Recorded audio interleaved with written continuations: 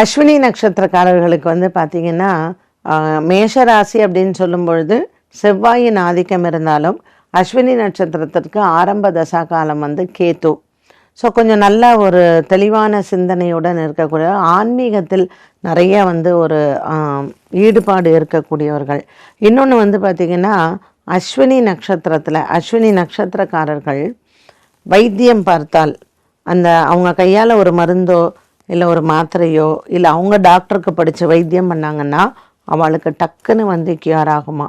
ஏன்னா இந்த அஸ்வினி நட்சத்திரத்திற்குன்னு என்ன ஒரு சிறப்பு அப்படின்னு பார்த்திங்கன்னா, ஏதோ ஒன்று உடம்பு சரியில்லாதது இல்லை நமக்கு வந்து ஒரு முயற்சி பண்ணிகிட்டே இருக்கும், அது சக்ஸஸ்ஃபுல் ஆகணும்னா அஸ்வினி நட்சத்திரத்தில் பண்ணிங்கன்னா சக்ஸஸ்ஃபுல்லாக நமக்கு முடியும்.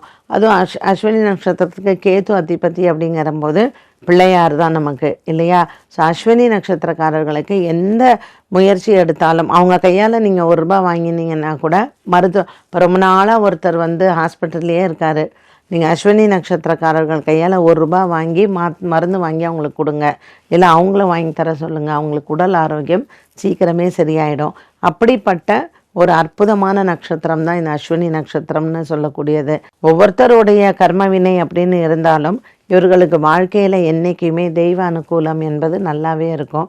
ஸோ இவங்க மற்றவர்களுக்கு உதவி செய்தாலோ இல்லை இவங்களால் மற்றவர்கள் வந்து உயர்வடையணும் அப்படிங்கிறதா இந்த நட்சத்திரத்தினுடைய ஒரு சிறப்பு.